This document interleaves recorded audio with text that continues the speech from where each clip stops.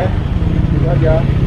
Jadi kita nggak usah ganti dulu injektornya, kita nggak usah dulu ganti ECU-nya, kita cek dulu jalurnya ya, lalu kabelnya. Nggak tahu ini perlunya di mana, nanti kita akan rapikan. Kalau misalkan perlu di jumper ya jumper aja, nggak usah diapa-apain. Dan untuk kode-kode yang kayak gini TPS itu biasa terjadi ya, jadi bisa di di reset kode setelah mode itu udah bisa jalan.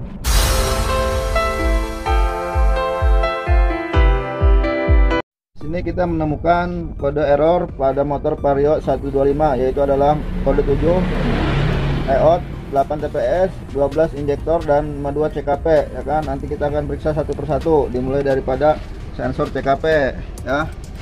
Untuk mengecek sensor CKP itu kita menggunakan test pen DC yang menggunakan bohlam LED ya, jangan pakai bohlam yang biasa atau LED. Nah, di sini kan kita akan mengecek arus yang keluar dari sensor CKP ini nih. Ada berapa kabel nih? Ada 6 kabel ya. Nah, yang pertama kita akan mengecek untuk arus masuk dulu ya. Arus masuk yang menuju ke CKP ini warnanya adalah coklat ya, coklat strip hitam. Kontak di on. Nah, kita cek di sini ada nggak nih arus masuknya.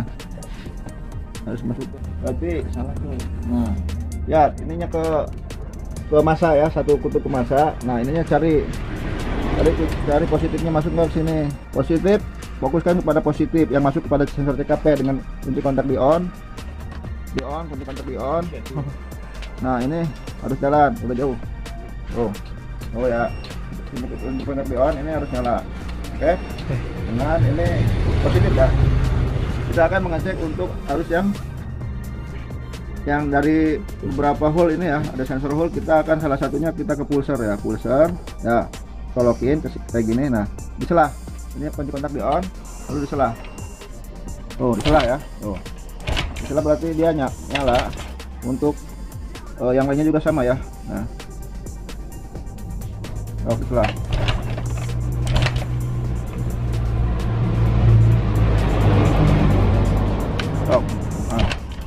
Ini nyala ya. Nah, itu cek ke yang lainnya juga.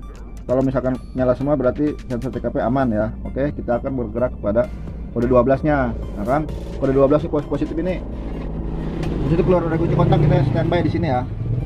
Standby di 3 komponen, yaitu adalah injektor, ya, coil sama fuel pump. Nah, ini masing-masing harus ada. Nah, ini keluar dari kunci kontak.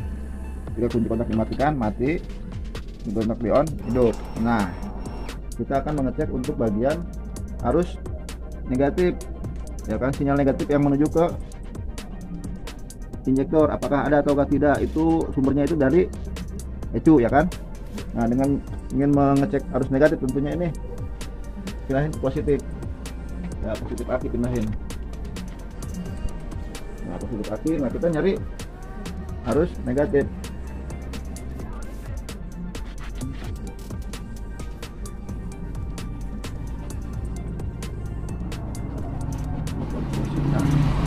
Nah, kita nyari arus negatif daripada ini ya, injektor ya. Nah, injektor. Dengan cara itu syaratnya arus ini arus negatif dari sini itu keluar setelah ada putaran daripada magnet ya kan. Nah, coba di sini kunci kontak di on, hidup. Setelah kontrol, nah dia nggak ada. Kalau misalkan di sini nggak ada, tarik ke sini dari sumbernya. Stop. Lihat ya, tanda daripada arus yang keluar dari ECU benar menuju ke injektor ini seperti ini. Kalau disela itu berkedip. Nah, kalau sudah begitu kita akan menjumper saja menggunakan kabel ya, untuk mengetesnya apakah memang dari kabelnya atau dari soket-soketnya yang longgar.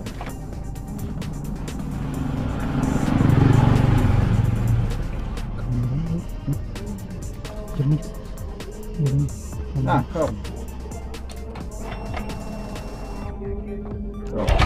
pasti nyala. Nah,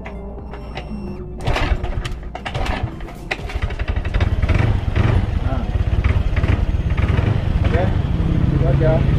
Jadi kita nggak usah ganti dulu injektornya, kita nggak usah dulu ganti ECU-nya, kita ada, cek dulu jalurnya ya, jalur kabelnya. Nggak tahu ini putusnya di mana, nanti kita akan rapikan. Kalau misalkan perlu di jumper ya jumper aja, nggak usah diapa-apain. Dan untuk kode-kode yang kayak gini EOT TPS itu biasa terjadi ya, jadi bisa di di reset, kode apa segala mode itu udah bisa jalan. Oke, terima kasih.